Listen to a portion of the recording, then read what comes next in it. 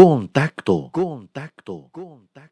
Estrategia de cualificación de la Fundación Pascual Bravo para potenciar el ser, el saber y el saber hacer. Bienvenidos. Bienvenidos a Contacto, estrategia de cualificación de la Fundación Pascual Bravo para fortalecer las capacidades desde el ser, el saber y el saber hacer. El día de hoy vamos a estar hablando sobre la escritura. ¿Y por qué hablar de la escritura? Porque en cualquiera de los ámbitos que nos desenvolvamos, ya sea desde la gestión pública o desde la gestión privada, siempre vamos a estar en contacto con diferentes públicos, con personas al interior de las mismas organizaciones que ameritan que tengamos un proceso de escritura que sea claro, coherente, preciso y sobre todo que le demos a entender al otro qué es lo que queremos decir a través de esos escritos.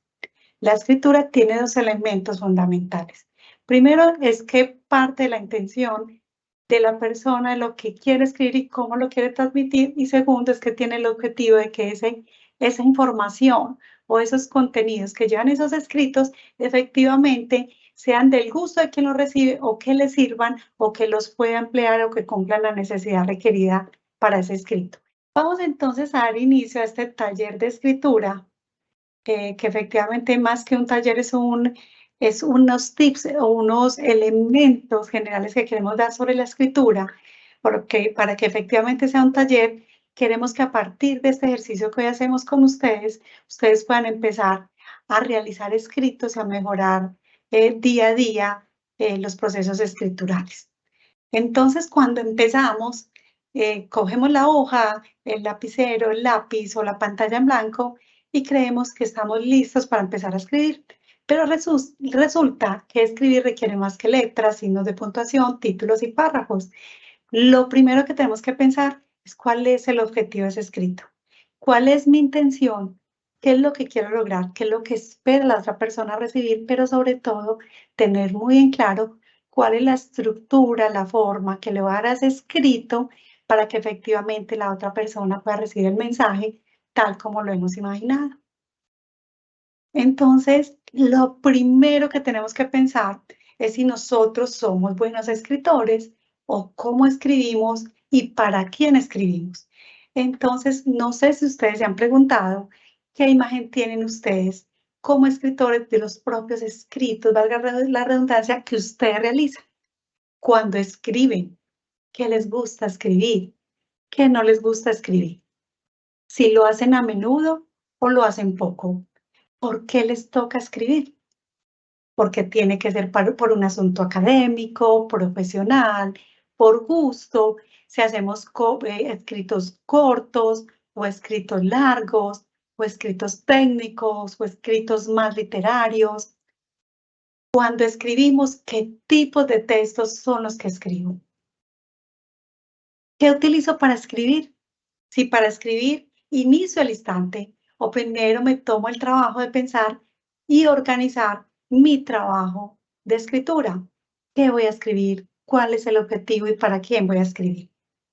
Tercero, si me siento satisfecho de lo que escribo, si eso que escribo realmente cuando lo hago siento que está bien hecho y que efectivamente lo va a lograr su objetivo. ¿De qué manera día a día puedo mejorar mis escritos? Y esto ayuda mucho cuando uno va adquiriendo nuevos léxicos, cuando uno lee otros textos, cuando ve otras formas, cuando empieza a sí mismo a ser autocrítico con sus escritos, empieza a darles otras formas y otras organizaciones para que sea más comprensible. ¿Qué siento cuando escribo? Si me siento satisfecho de lo que escribo o si no me siento satisfecho de ello. ¿Qué comentarios he recibido de esas cosas que escribo y cuando las escribo, qué retroalimentación me han hecho ellos? Y lo más importante es ser capaz de reconocer que tenemos debilidades en la escritura y qué elementos consideramos que debemos de mejorar para de esa forma, cuando tengamos o nos enfrentemos a un nuevo texto, seamos capaces de resarcir esos elementos que efectivamente teníamos o esos errores que cometíamos o esas dificultades que teníamos. Entonces, una vez tenemos esto, entonces creemos que escribir es igual a hablar, pero resulta que escribir no es igual a hablar. ¿Por qué? Porque cuando escribimos las ideas llegan muy rápidamente y salen de forma espontánea, pero cuando estamos escribiendo toca efectivamente que realizar ese elemento de pensar cómo lo voy a hacer, qué orden le voy a dar, cómo lo voy a organizar. Además, cuando hablamos, inmediatamente sale la voz, no hay forma de pulirlo ahí mismo. Mientras que cuando escribimos tenemos la posibilidad de borrar, de revisar, de reescribir, de volver a mirar cómo quedó ese escrito y efectivamente mejorar. Una de las mejores formas que hay para uno empezar a escribir, ¿quién lo creería? Son las historietas. ¿Por qué? Porque es que las historietas son pequeñas historias contadas en 2 o 3 imágenes. Por ejemplo, en esta historieta, ¿qué sucede? Que cuando estamos viendo la frase, todo el cuadrito en sí tiene que contar una historia. Entonces, ¿qué sucede? En esa primera imagen podemos ver que hay una llamada, que en la llamada sucede algo y que el personaje número 2 tiene que dar respuesta a esa llamada, qué fue lo que pasó ahí. Y uno hablando podría decir, ah, llamaron, que hubo un accidente, que pasó algo. Ay, estoy sorprendido, ¿qué pasó? Segundo, el otro personaje puede responder, ah, ¿qué pasó? Cuéntame qué sucedió. Pero puede que la intención de quien estaba efectivamente realizando este ejercicio es otra totalmente diferente. Lo mismo podría pasar con Olaf.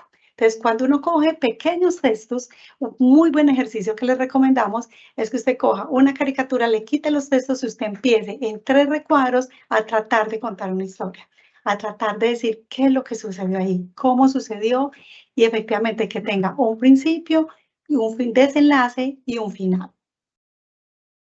Como vimos en este ejercicio, entonces acá nos están contando que efectivamente, como sabemos, vamos a hacerlo con la primera caricatura, llaman al dueño de Garfield a contarle que hubo un pedido y que cómo así, que él no hizo ningún pedido y efectivamente Garfield fue el que lo realizó para pedir comida, porque esa es la característica de ese personaje.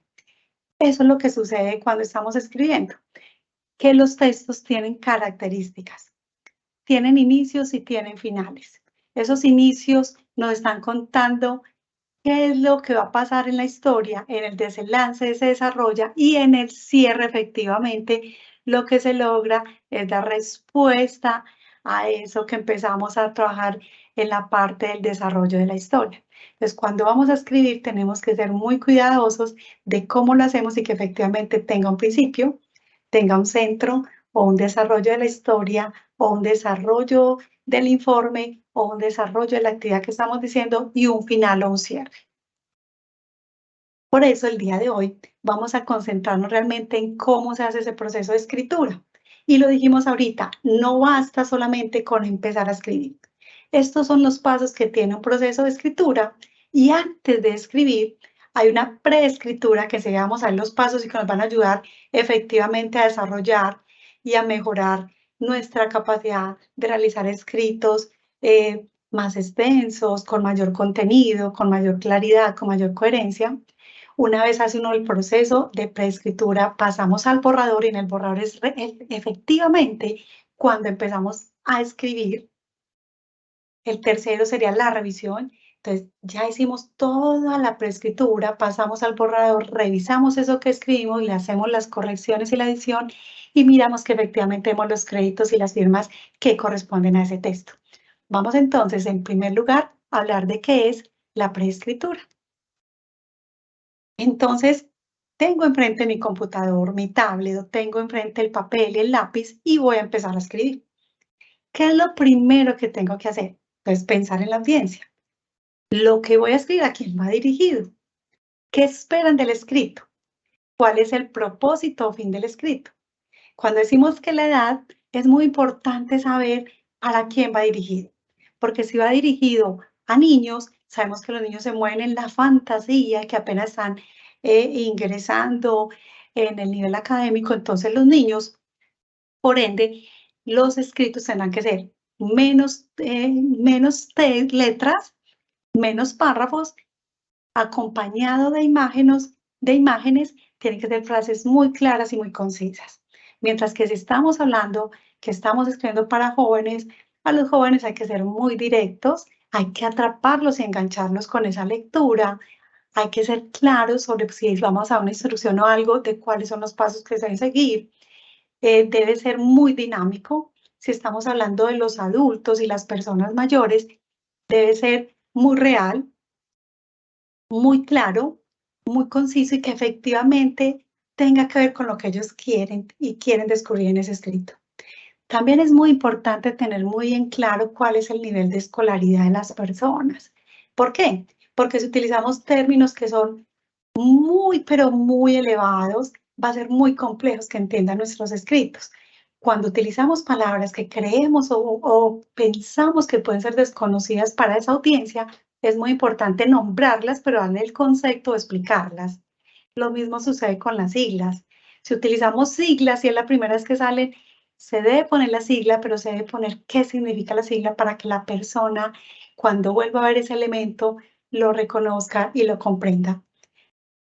La religión, la cultura y el entorno también hacen parte de esa audiencia. ¿Cómo es que la gente comprende los escritos? ¿Qué es lo que les gusta? ¿Qué tipo de escritos les gustan?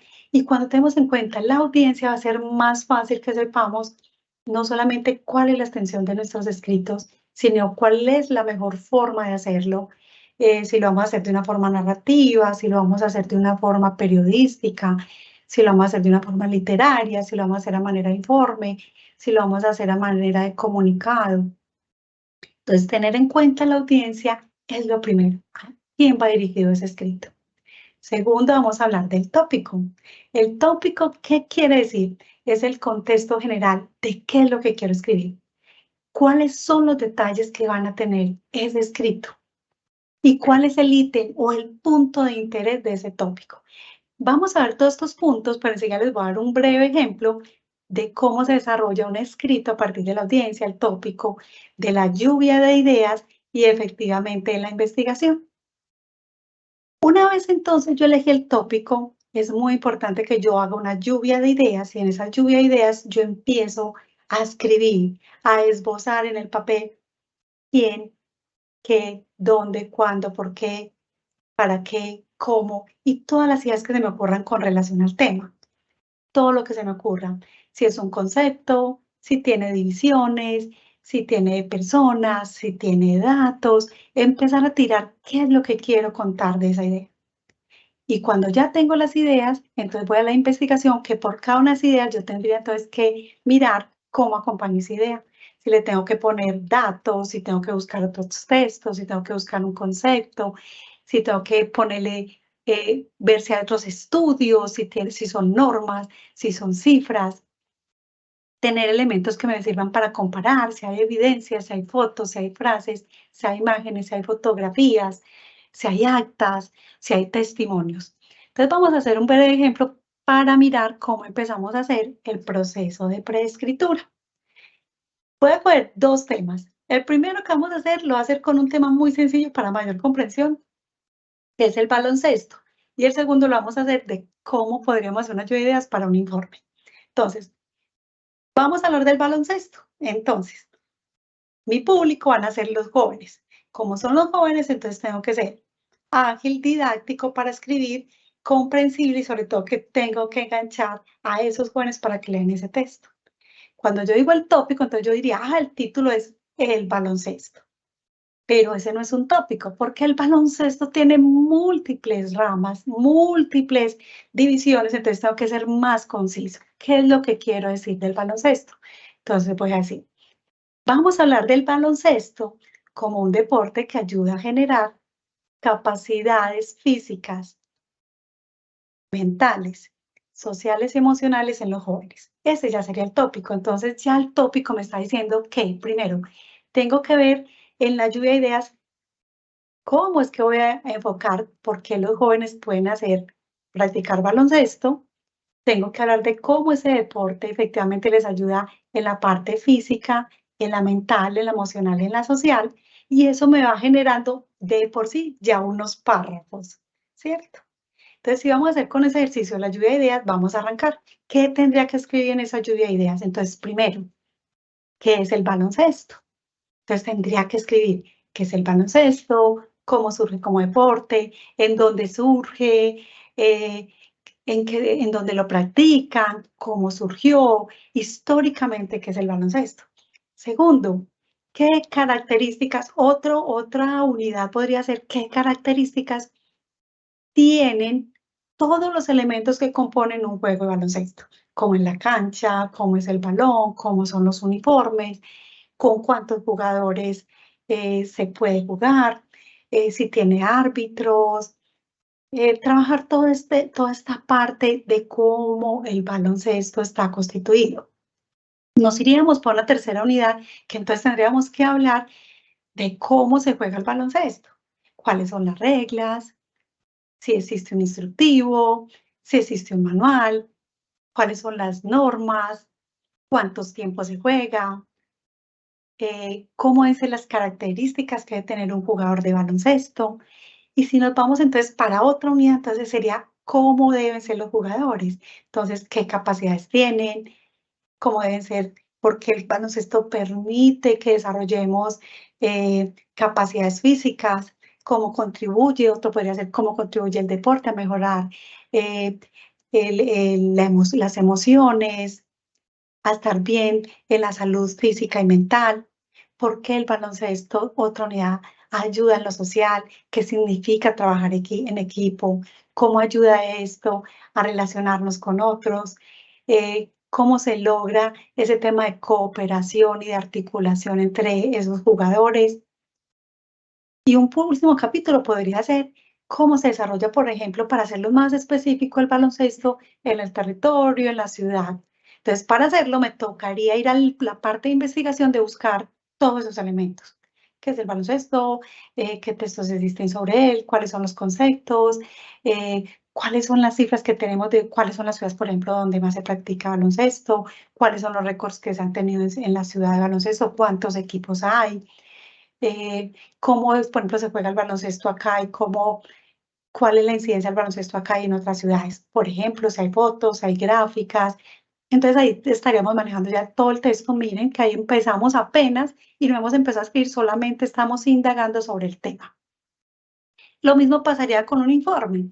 Cuando vamos a hacer un informe, entonces uno piensa, ese informe, ¿a quién va dirigido? Si es un informe de gestión, si es un informe de seguimiento, si es un informe para dar cuenta de un contrato, si es un informe para cierre de un proceso. Entonces, ese informe no basta con que digan el tópico informe, sino que se debe tener como su apellido, informe de gestión o informe de resultados para el contrato tal o informe de seguimiento al proceso tal.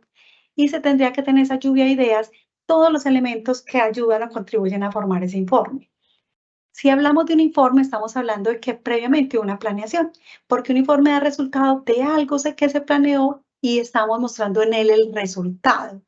Por tal razón, en esos informes es muy importante tener claro y parte de tener qué es lo que se ha puesto en la parte inicial, de qué es lo que se quiere lograr y en el informe se debe desarrollar cuál fue el proceso, si se desarrolló, si no se desarrolló, por qué no se hizo, si se hizo, cómo se hizo, cuándo se hizo, para qué se hizo, cuál es el resultado, si tenemos evidencias de ese ejercicio, si tenemos gráficas, si tenemos actas, si tenemos listados de asistencia, si tenemos voces de los participantes, si tenemos documentos.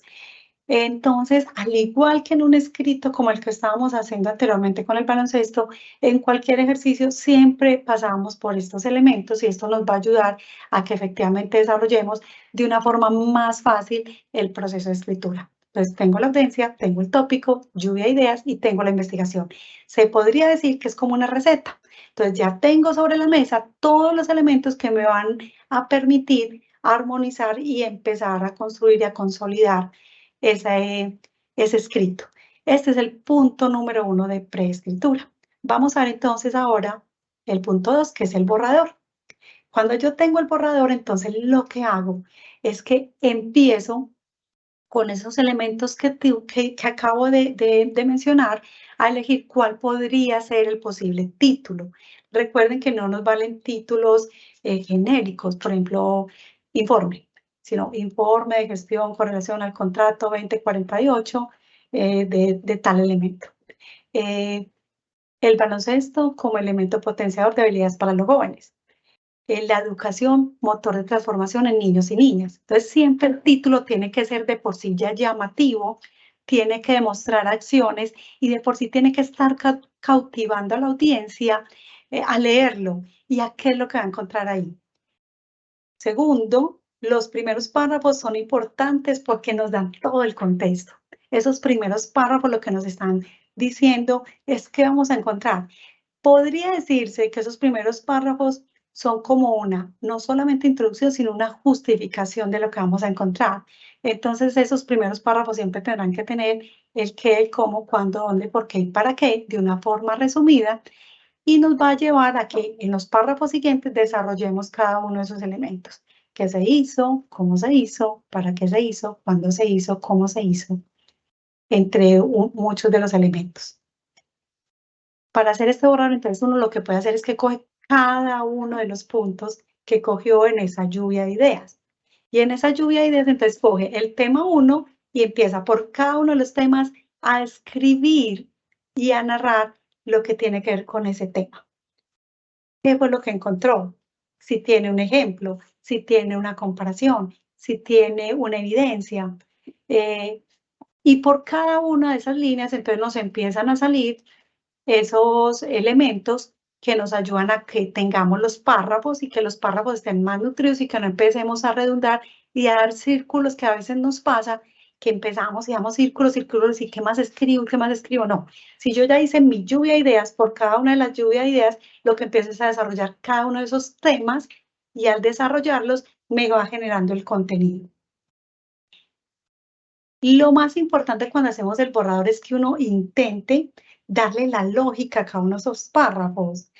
Por ejemplo, si usted está anunciando que hay 3 puntos, de una vez va teniendo en cuenta que tiene que mencionar el punto 1, el punto 2, el punto 3, porque a veces nos ocurre que decimos, a continuación presentamos 3 pasos para hacer algo. Y cuando ya estamos escribiendo, mencionamos solo el primero y se nos olvida después contar que en segundo lugar o en tercer lugar. Eso es uno de los tantos ejemplos. Pero también a veces cuando estamos escribiendo, por ejemplo, estamos contando que tenemos que dar respuesta a una petición que alguien nos hizo. Y en la primera parte contamos cuál es la petición. Y cuando estamos contando el desarrollo, se nos pasan algunos elementos o los colocamos muy abajo. Entonces, si por ejemplo yo estoy contando que la persona debe hacer un procedimiento, inmediatamente lo nombre, la persona deberá realizar un procedimiento que consta de los siguientes pasos, que son, y una vez nombrarlos. No seguir contando y más abajo colocar los pasos son, porque entonces el lector se desconcentra y no va a ser tan clara la escritura.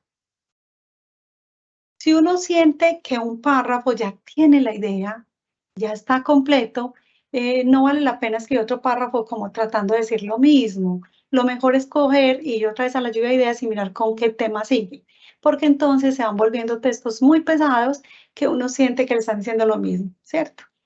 Y lo más importante cuando hacemos el borrador es que no nos preocupemos efectivamente totalmente si está bien escrito, si tiene todos los signos de puntuación, si son coherentes los párrafos, si efectivamente tiene los conectores. Lo más importante en el borrador es dejar que fluyan las ideas, porque en el siguiente paso lo que vamos a encontrar, lo que vamos a mirar es cuál es la mejor forma de darle un orden a ese escrito. Entonces ya tenemos en el paso 1 hacemos la preescritura, que es como organizar todos los ingredientes para tener nuestro escrito. En el punto número 2 empezamos a mezclar todos los ingredientes de la escritura y a darle forma a nuestro escrito, llenándolo y nutriéndolo con cada uno de los elementos que nos arrojó, tanto la lluvia de ideas como el proceso investigativo. Pasamos al punto número 3, que es que después de que tenemos ese ejercicio de preescritura y que ya hicimos el primer borrador, uno empieza entonces a revisar qué es lo que debe tener ese escrito para que realmente sea bueno. ¿Y qué es lo que vamos entonces a validar? Primero, es muy importante que podamos revisar cuáles son los párrafos y cómo están organizados. Enseguida les voy a dar unas clasitas de cuántos tipos de párrafos existen. Eso también ayuda a que los párrafos sean como más claros y que nos ayuden a que sea más fácil hacer nuestros escritos. Entonces, ¿cuál es el orden de los párrafos? Si estamos hablando de primero, segundo y tercero, ¿cómo ir ese orden? Si el párrafo inicial realmente contiene la idea central y si los otros tienen las ideas secundarias. Segundo, es muy importante, una vez lo tengamos y que organizamos los párrafos, empezar a mirar la ortografía, si las palabras están bien escritas, si tiene tildes. En esa ortografía también mirar, uno a veces tiene dificultades, se traga letras y palabras. ¿Qué letras o qué palabras me tragué? O si puse una letra al revés, era primero la R y después la P y puse al contrario.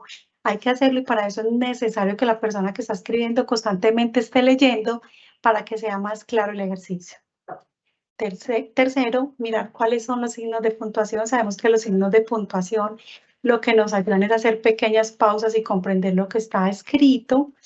Mirar que en esos signos de puntuación efectivamente los tengamos donde son, que no nos falten, que tengamos las comas, los puntos, puntos seguidos, signos de admiración, signos de puntuación y otros que vamos a ver más adelante. Mirar si hay omisiones de letras, si también hay palabras repetidas. Una vez pone sobre todo cuando estamos escribiendo en computador o en tablets, repetimos palabras o repetimos letras. Mirar si hay abreviaturas, esas abreviaturas como lo explicaba anteriormente, colocar en la primera vez que aparecen, que esas abreviaturas efectivamente tengan el significado inmediatamente, salgan para que sea mucho más fácil de que la persona lo comprende cuando lo vuelva a ver, reconozca esa abreviatura. Notas al pie. ¿Qué son las notas al pie? Que si yo cogí un texto de otra persona, parte de esos créditos que tengo que hacer y que tengo que trabajar es que queden esas notas en el escrito, dar el reconocimiento de dónde saqué ese texto, darle los derechos de autor y efectivamente que leemos como todo la trascendencia de esas otras personas que también apoyan y soportan eso que estamos diciendo. Si es una norma, si es una ley, también es importante colocar cuál es la norma, cuál es la ley, de qué fecha, de qué año, cuál es el número. Cuando hablamos de numeraciones, lo había mencionado, pues como anteriormente, es muy importante que se dije que en primer lugar, en segundo lugar, revisar que efectivamente sí estén en ese orden. Si dije, vamos a hablar de 3 elementos que estén nombrados, si vamos a nombrar A, B y C, que miremos que ahí tenga A, B y C. Lo mismo sucede con las viñetas son una forma de numeración. Entonces, mira que las viñetas sí queden bien puestas para separar esos tipos de numeraciones que estoy diciendo. Vamos también a validar que los párrafos no suenen repetitivos o que digan lo mismo. Por lo general, cuando yo digo, como ya dije anteriormente, es porque algo de lo que estoy viendo, si voy a ampliarlo, se usa, pero si no, revisar que no está diciendo lo mismo que está en el párrafo anterior, pero con palabras distintas para que no redunde nuestro escrito. Es muy importante también cuando estamos escribiendo que podamos mirar en qué persona lo estamos haciendo, si lo estamos haciendo en primera, segunda o tercera persona. A veces estamos diciendo, como ya dijimos, y después decimos, acá se dice, entonces lo estamos hablando en tercera persona, lo pasamos a primera.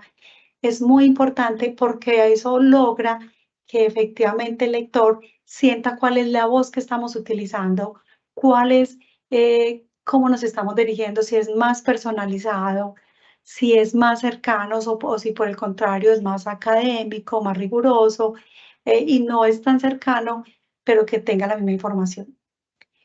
Cuando estamos hablando del tiempo, es porque cuando estamos mirando nuestro escrito, a veces hablamos en pasado, en presente y en futuro. Entonces, lo ideal es que si estamos, por ejemplo, trabajando el presente, se hace, se realiza, se busca, se permite, tratar de utilizar ese tipo de expresiones. O se realizó para el pasado, se hizo, se organizó. Mirar que en nuestro escrito los tiempos realmente coincidan desde el principio hasta el final.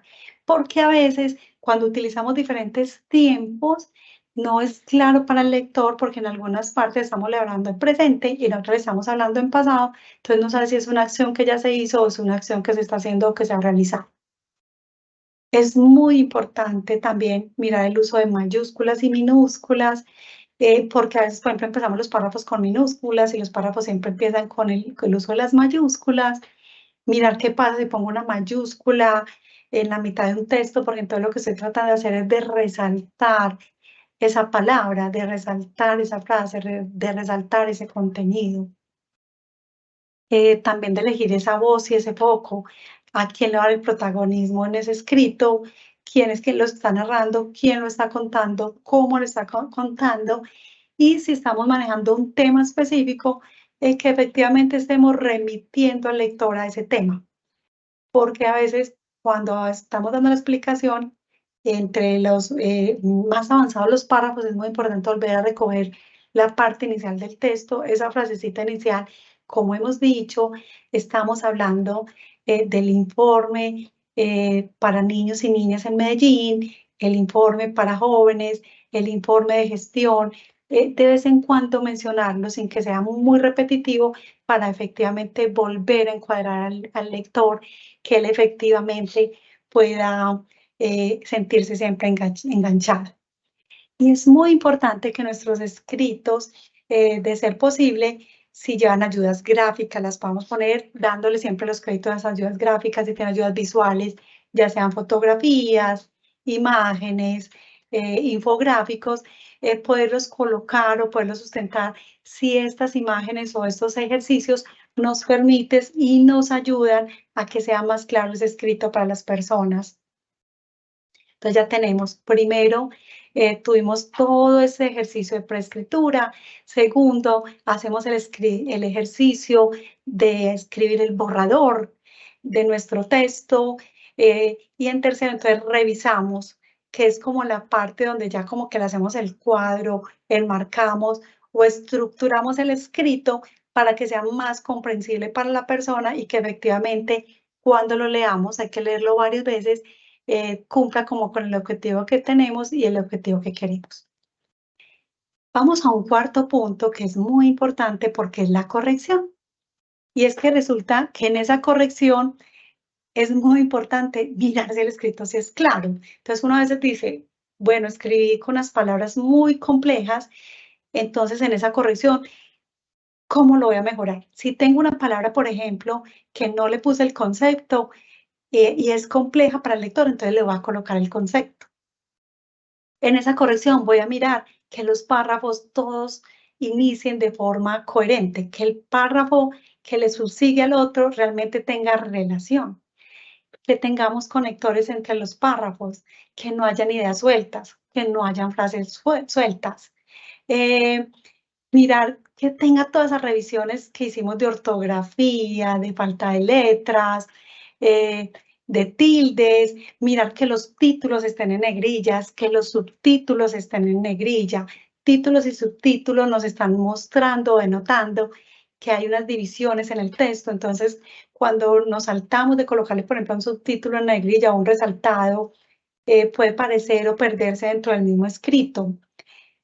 Mirar en esa corrección que es la lectura en voz alta que hacemos del texto, si nos faltó información, entonces es el momento para adicionarla, si nos faltó un dato, si nos faltó una cifra, si nos faltó nombrar algo, si nos faltó colocar o darle el crédito a un escrito, si nos faltó colocar una nota al pie, si de pronto le podemos colocar algo, si nos quedaron malas las márgenes, si el tipo de letra que estamos utilizando no es legible.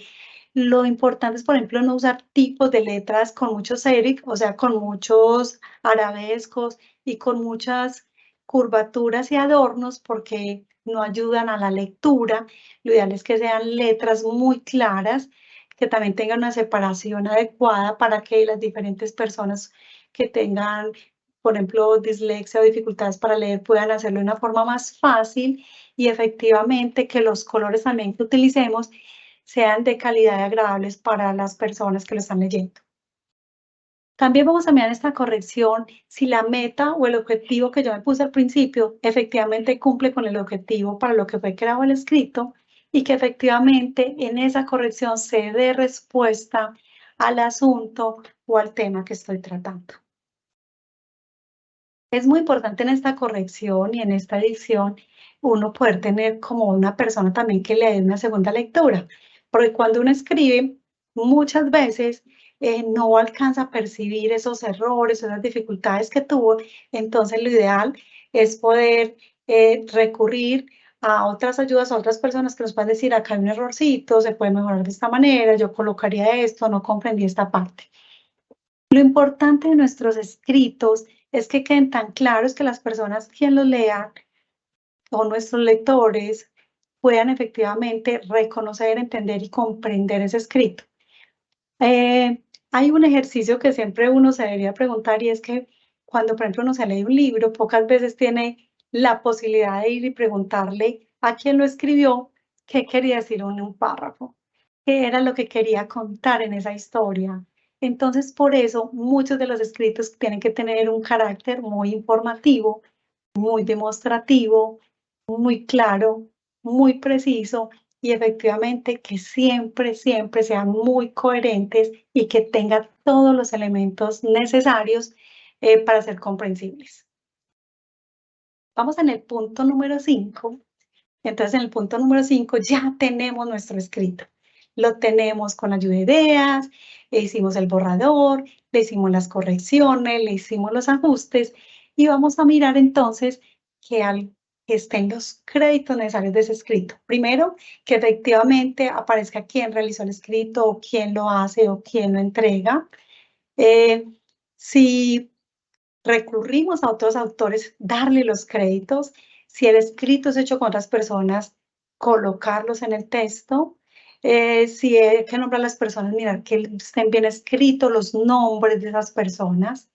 Revisar que el documento entonces tenga los créditos, que tenga las notas al pie. Si, por ejemplo, los textos que estamos haciendo requieren de un formato, porque sea de gestión de calidad, porque estamos participando en una convocatoria y nos exigen que sea de una manera, entonces revisar primero que tenga la tipografía que se requiere, la cantidad o número de párrafos, de letras o de palabras que requiere el texto, que el formato que estemos utilizando sea el que realmente es el adecuado, si es de las normas de calidad, que sea la versión, la última versión y que cumpla como con esas características. Si requieren firmas, hay documentos que requieren al final que estén firmados, como son las actas, las normas, los decretos, todo lo que tiene que ver con lo administrativo que requiera firmas, revisar que efectivamente el escrito tenga la firma y que se pueda presentar con ellas. Y si requiere el escrito que tenga logos, un logo o muchos logos, mirar los manuales de marca que lo ameritan y que nos están diciendo cómo se realizan, mirar que los logos efectivamente sean con los colores, con la forma y según el manual de marca y que efectivamente se vean nítidos y legibles y que estén ubicados en el lugar adecuado y pertinente dentro del escrito. De esta forma, entonces, podríamos decir que ya tenemos nuestro escrito. Entonces, vamos a pasar a mirar algunos elementos que nos ayudan a mejorar ese escrito que tenemos. El primero es cómo vamos a revisar si nuestro escrito es bueno. Entonces, es como hacer una lista de chequeo, perdón. En esa lista de chequeo, entonces yo miro, mi texto es claro. ¿Cuándo es claro? Cuando no tiene palabras desconocidas y si las tiene, lo del concepto, si los párrafos entre cada uno y el otro son coherentes, si tiene una buena numeración, si tiene buen ritmo, si están bien manejados los tiempos. Cuando decimos que sea conciso y breve, no queremos decir que los escritos tengan que ser cortos, sino que cuando yo estoy dando una explicación que no sea redundante y por el contrario que la pueda nutrir de elementos que efectivamente describan esa actividad, describan esa acción, describan ese contenido. La densidad que sea acorde al tema. Si me están pidiendo que sea un resumen, entonces que efectivamente el resumen contenga esa introducción, ese cuerpo y ese desarrollo y ese cierre, pero que efectivamente sí sea, por ejemplo, un documento resumen y no que sea un documento muy extenso que no se quiera leer. Darle a cada uno si es necesario, si lo tengo que ir por secciones, dividirlo por secciones. En el caso de los informes, si están denominados por ítems, entonces que esos ítems realmente esa información que estoy dando sea concisa, pero sea clara y sea completa. Y si necesita un anexo, entonces, ¿cómo le coloco un anexo al final? Si tengo que colocarle un documento al final, anexo o un adjunto, podérselo colocar. Mirar que nuestros escritos sean descriptivos, narrativos y explicativos. Descriptivos es que esté contando a detalle qué pasa. Narrativos que tenga ese ritmo y ese gusto de poderse leer y que lleve como esa secuencia. Y explicativo es que cuando el lector lo lea sea tan claro que no requiera de otra interpretación o que efectivamente sea muy entendible para él y quede completamente a gusto con ese texto que estamos entregando.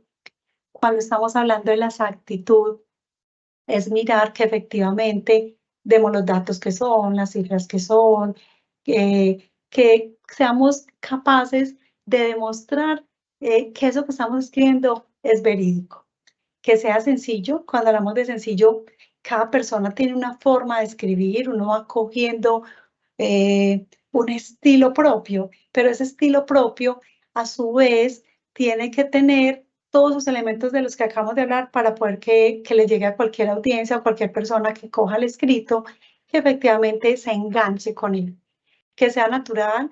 ¿Qué quiere decir natural? Que cuando esté escrito, uno efectivamente diga, sí, se nota que la persona lo hizo con gusto, que lo hizo, que se note relajado, que no se note postizo y que efectivamente atrape al lector. Que sea original, atractivo. Cuando hablamos de ritmo y color, es que tenga como esa forma que incite a que el lector lo lea de principio a fin y que no se quiera saltar partes, que tenga un lenguaje adecuado, que sea explicativo y aclarador de conceptos cuando sea necesario. Y una parte muy importante de un buen escrito es que sea ilustrativo. Cuando hablamos de ilustrativo no estamos hablando de que tenga imágenes, dibujos, gráficos solamente, sino que las mismas palabras le permitan hacerse una idea mental al lector de qué es lo que está sucediendo y cómo está sucediendo y lo lleve a enriquecer como sus conocimientos y adquirir la información necesaria y todos los elementos que le está aportando el escrito. Para ello, entonces, uno no lo creería, pero el mismo título empieza a enganchar y ajustar a la persona. Vamos a ver algunas características de los títulos. Los títulos son como el marco del documento, el que nos está diciendo qué voy a encontrar. Entonces, por eso es que cuando hablábamos al principio que los títulos no pueden ser tan ambiguos como informe o el baloncesto, tienen que ser tan claros que en primera instancia la persona quiera leerlo. Y para ello entonces existen diferentes formas de hacer títulos. Hay títulos informativos. Entonces un título informativo es aquel que nos está desde el principio diciendo que vamos a encontrar. Por ejemplo, necesidades educativas básicas en los adultos. Ya sabemos que ahí nos van a hablar de qué, de necesidades educativas. ¿Pero para quién? Para los adultos. ¿Qué nos está hablando? De educación. ¿De qué también nos está hablando? De que hay personas que necesitan una educación y que se necesitan tener unos elementos para que esa educación sea mejor. Entonces ya uno está diciendo que vamos a encontrar y pautas, reglas, normas, formas, metodologías para mejorar esas necesidades educativas y básicas del adulto.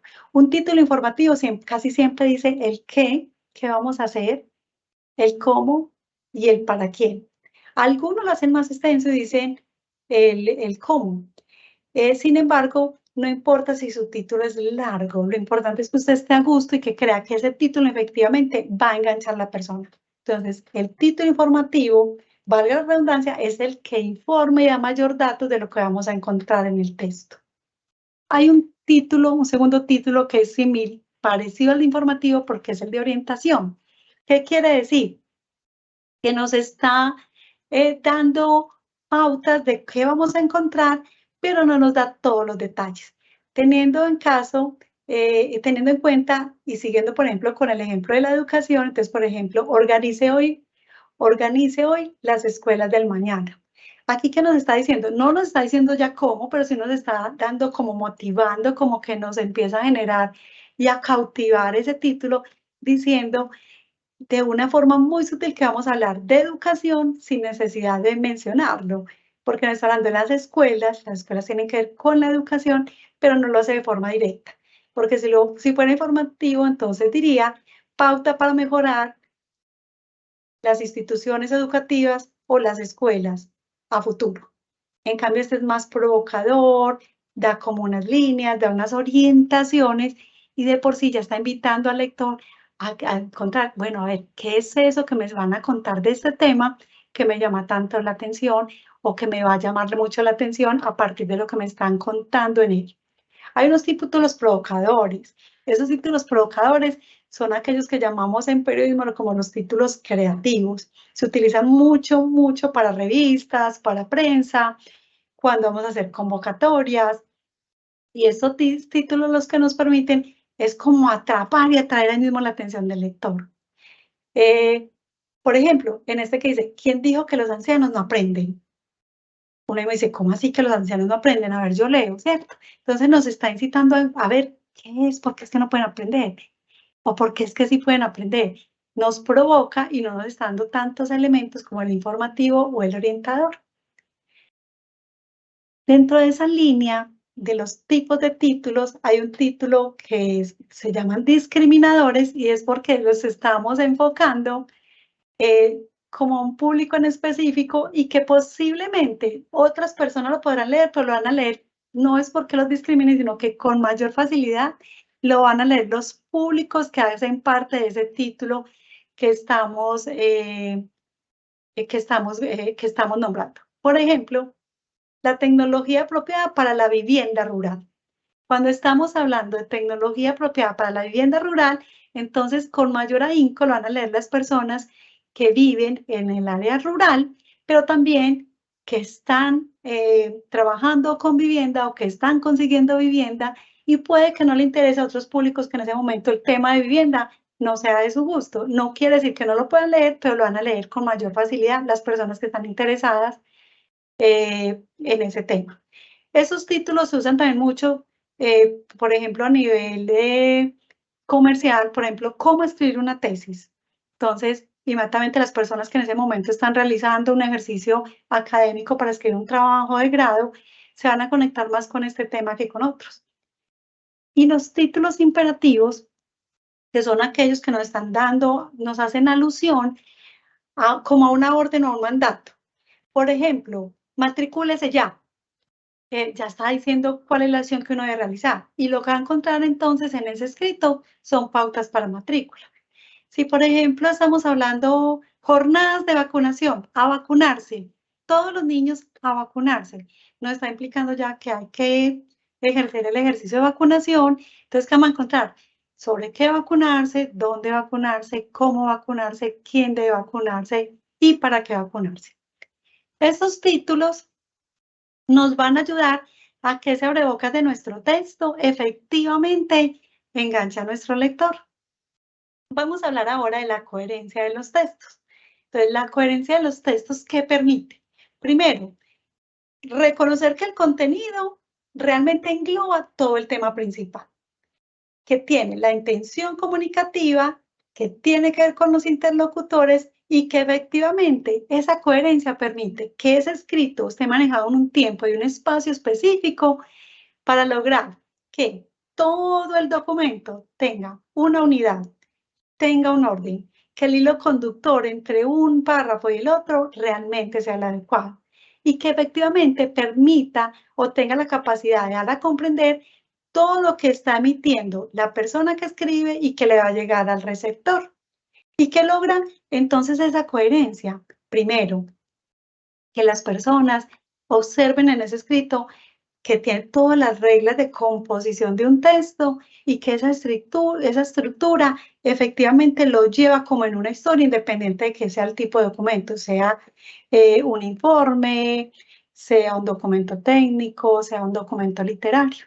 Entonces, que ese documento empiece a contar qué va a desarrollar, desarrolla la idea y llega a unas conclusiones o cierra sus temas. Segundo, que tiene todas las observaciones, todas las reglas que implica la escritura, como vimos ahorita, los signos de puntuación, la ortografía, la coherencia de los textos, un buen título, un buen desarrollo de los contenidos de los párrafos y que efectivamente esa coherencia depende de, primero, que tenga toda la parte global de lo que queremos decir y segundo, que logre la intención comunicativa. Entonces, se logra la coherencia cuando el escrito efectivamente cumple con todos los requisitos, pero lo más importante es cuando le llega al público y el público lo comprende. Vamos a hablar, si ya dijimos que hay tipos de párrafo, que hay tipos de títulos y ya dijimos que hay formas de escribirlo, también hay tipos de textos. Y resulta que de acuerdo al tipo de texto uno escribe. Entonces ahí sí se va dando cuenta uno si el texto es más largo, es más corto, es más flexible, es más rígido o si contiene más o menos elementos. Entonces, existen tipos de textos técnicos, administrativos, jurídicos e informes, literarios, periodísticos y académicos. En los que nos competen en el sector público, trabajamos mucho los técnicos, administrativos, jurídicos y los informes. Sin embargo, vamos a mirar los otros a manera de información general. Entonces, un documento técnico, administrativo, jurídico, los informes siempre deben ser muy rigurosos. ¿Qué quiere decir eso? Que tiene que tener el detalle de contar el qué, el cómo, el cuándo, el dónde, el por qué y el para qué. Debe tener una secuencia lógica, es decir, que están redactados como por lo general parten de una planeación, parten de un objetivo, de una meta. Debe tener la secuencia de mostrar qué se hizo, cómo se hizo, cuándo se hizo, para qué se hizo, cómo se hizo, con quién se hizo y cuál es el resultado. Por lo general siempre debe mostrar el antes y el después de lo que se está haciendo en ese proceso técnico administrativo o en esos informes. ¿Qué quiere decir eso? Que yo parto de una planeación y cuando estoy nombrando cada uno de los elementos, debo dar como cuenta de qué sucedió. Si se hizo, si no se hizo, por qué no se hizo, por qué se pudo desarrollar, por qué no se desarrolló, si queda como un pendiente, si requiere mayor información, si se necesita acudir a otro tipo de informes, si es necesario correlacionarse con otros elementos. Y cuando hablamos de eso, entonces hablamos que también debe ser muy argumentativo. ¿Qué quiere decir argumentativo? Que siempre estemos trabajando de que sea verídico, que tenga las evidencias necesarias, que si es necesario le coloquemos siempre las notas al pie, la normatividad que lo conlleva, el proyecto del que sale, el contrato al que hace alusión, que tenga datos, que tenga cifras, que sea expositivo del detalle. Cuando hablamos de expositivo del detalle, es poder contar brevemente qué es lo que contiene eso, qué se hizo y cómo se hizo, que tenga los datos. Algunos de esos documentos requieren o ameritan dar una respuesta, entonces que la respuesta sea clara, si en esa respuesta es necesario, por ejemplo, cuando estamos enviándole a un ciudadano una respuesta a una petición y deba entregar más documentos, que quede muy claro qué es lo que le estamos respondiendo, si es positivo, si es negativo, si debe anexar otros documentos, qué tipo de documentos, a dónde debe hacerlo, si hay una línea para llamar, si hay una página donde puede ingresar, tratar de que tenga todos los elementos, que todas las orientaciones, que tenga todas las normas, las indicaciones y sobre todo que si tiene solicitudes y requisitos, estos sean muy claros y organizados para que de alguna manera le permita a quien está leyendo comprender y saber qué es lo que tiene que hacer o o qué es lo que acudir. Cuando estamos hablando de los informes deben de ser completos, deben dar cuenta de ese proceso inicial, qué se desarrolló y qué se logró, qué no se logró, qué está pendiente, tener muy en claro cuáles son las fechas en que se realiza o en que se presenta, de dónde a dónde va. Se utiliza mucho la cronología en los documentos técnicos administrativos y en los informes para contar cuál ha sido el proceso. cuál es el seguimiento, cuál es el paso a paso. Cuando hablamos de textos literarios, estamos hablando, este es más recreativo y nos permite de alguna manera narrar, describir, es el que tiene los diálogos, personajes, es más creativo y más narrativo.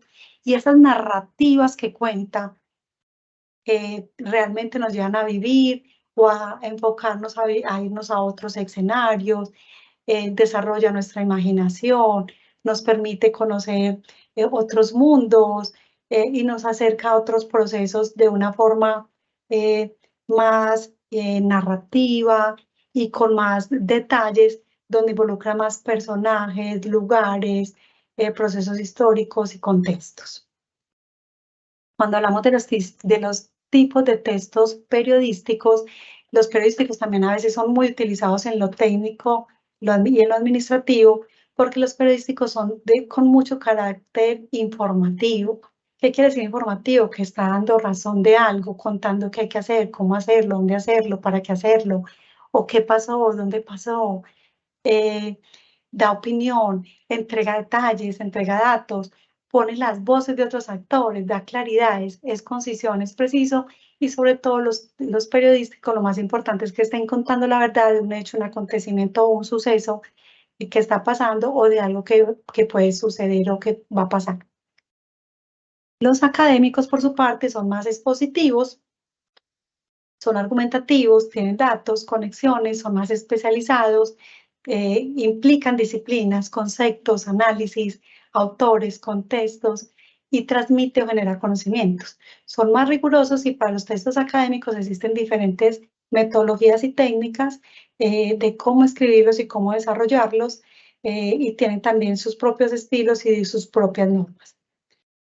Los tipos de párrafo, entonces ya hablamos de que existen una forma de ser escritos, ya hablamos de que existen formas de motivar y cautivar a los lectores a través de los títulos, pero resulta que hay formas de hacer párrafos y que nos ayudan a que sean más ricos nuestros escritos. Entonces, comparación. Los títulos de comparación siempre nos van a permitir relacionar un elemento con otro, un objeto con otro. Entonces, yo puedo contar, como se dijo anteriormente, pasa esto, sin embargo, se puede realizar de esta manera.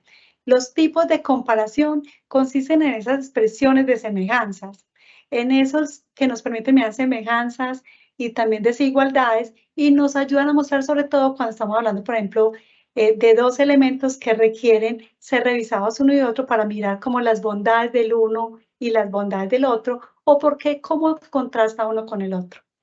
Los párrafos cronológicos son aquellos que nos ayudan a ir contando como el paso a paso, o por épocas, o por etapas, porque siempre nos van a reflejar temporalidad.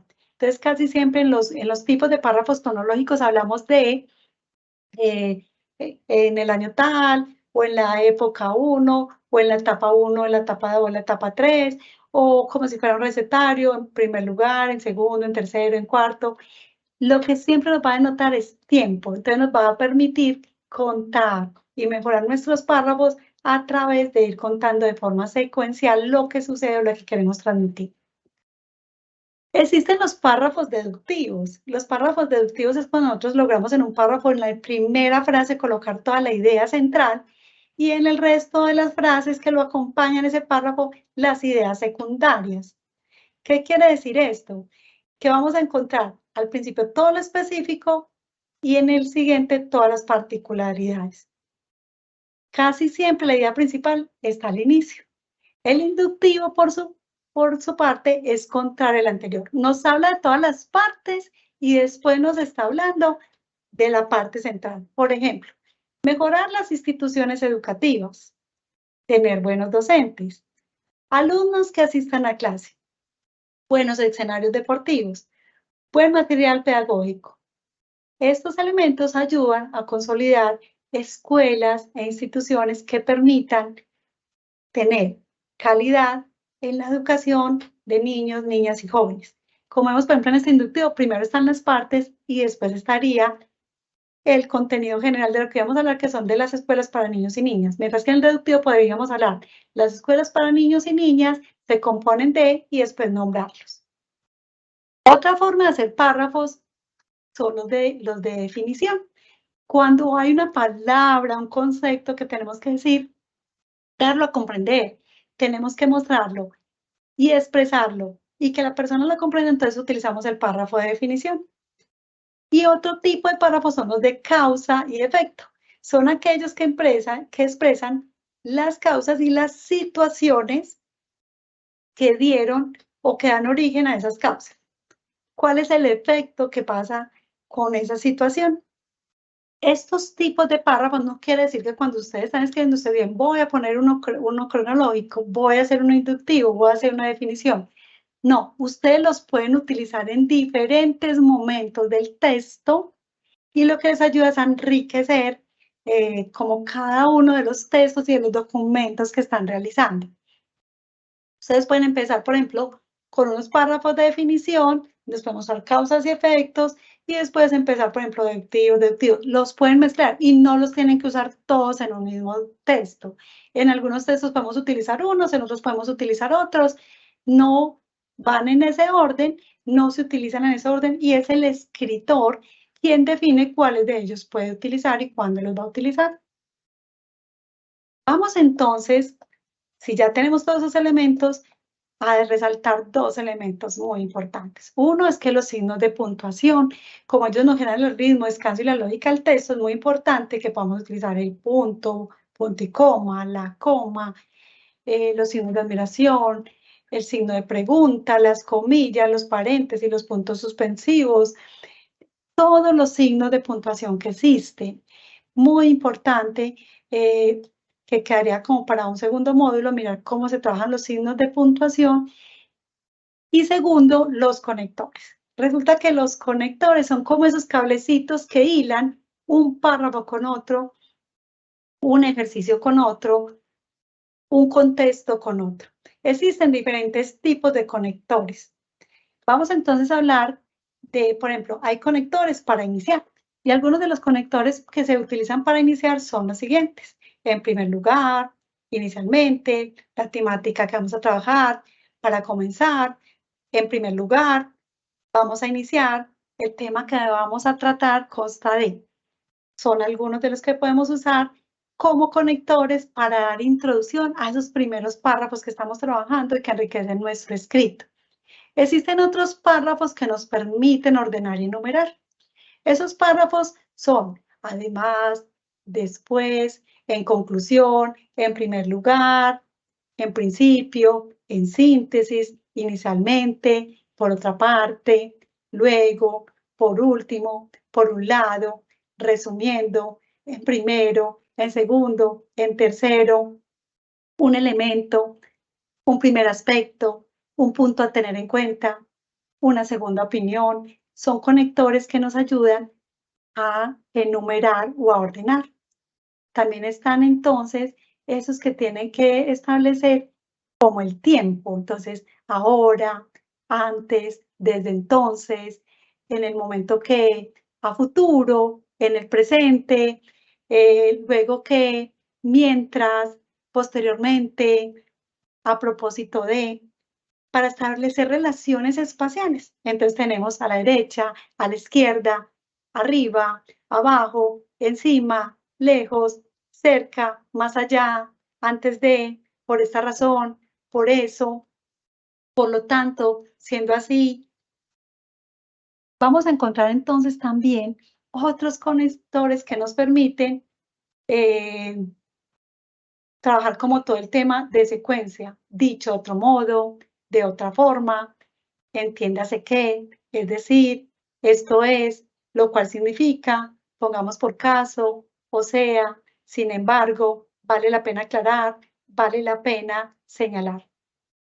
Existen otros que nos permiten generar comparaciones, por ejemplo, igual a, de igual modo, diferente a, con relación a lo anterior, con relación a lo posterior, en semejanza con. Y resulta que hay diferentes tipos de conectores y esos conectores lo que nos van a permitir en todos los casos siempre va a ser mejorar y organizar nuestros escritos. Que esos conectores nos ayuden a hilar párrafos con párrafos. Damos de esta forma entonces por terminado este primer acercamiento al proceso de escritura, teniendo en cuenta que los elementos que siempre de qué vamos a partir es de tener claro qué es lo que queremos escribir, para quién queremos escribir, qué debe contener ese escrito y cómo lo vamos a entregar. Entonces va a tener los 5 elementos: el proceso de preescritura, el borrador, la corrección, la revisión de que efectivamente tenga las firmas, los contenidos y todos los anexos y todas las correcciones que realizamos. Y como quinto elemento, que revisemos, volvamos a hacer una lectura final de que ese texto efectivamente cumple con su objetivo. Muchas gracias por acompañarnos en este encuentro de contacto. Es un primer acercamiento a la escritura y los invitamos a que empiecen a desarrollar cada uno de estos elementos para mejorar o fortalecer esas capacidades que tenemos para escribir los diferentes textos que en el día a día nos surgen a nivel académico, profesional y personal, y que efectivamente nos lleven a hacer una mejor gestión en cada uno de los escenarios donde nos desempeñamos. Esperamos contar con ustedes en un próximo encuentro de contacto desde la Fundación Pascual Bravo. Agradecemos permitirnos llegar con estos contenidos y esperamos contar con su participación. Muchas gracias. Fundación Pascual Bravo. Transformamos desde el ser para trascender en el hacer.